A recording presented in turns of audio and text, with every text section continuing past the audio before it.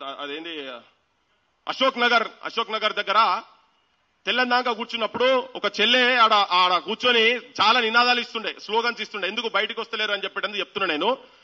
Slogans ఇస్తుంటే అమ్మాయి ఏంటంటే ఇంట్లో మీద డిపెండ్ కాకుండా ఇక్కడికి వచ్చి చిన్న నౌకరీ చేసుకుంటా సివిల్స్ ప్రిపేర్ అవుదామని చెప్పి ప్రిపేర్ అవుతా ఉండే.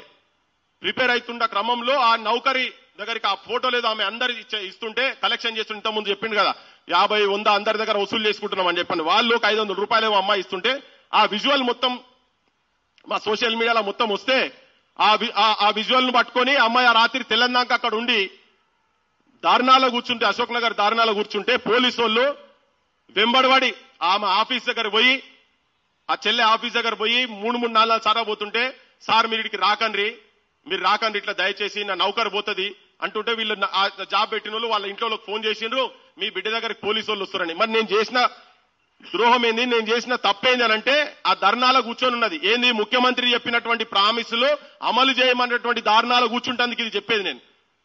అయ్యింది ఆ అమ్మాయిని ఇంట్లోకెళ్ళి బయటికి రానియలేదు. నీ నౌకరొద్దు, నీ చదవద్దు, పాడొద్దు, నీకు పెళ్లి చేస్తామని ఇంట్లో కూర్చోబెట్టిండ్రు.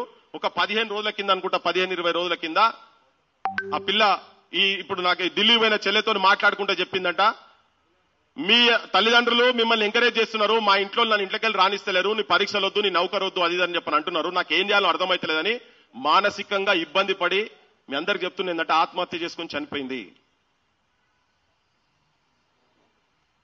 ఇది నా దగ్గర ఫోటో ఉన్నది, తన ఫోటో ఉన్నది. బయట సమాజానికి తెలియనీయకుండా క్లోజ్ చేసి పడేసిండ్రు.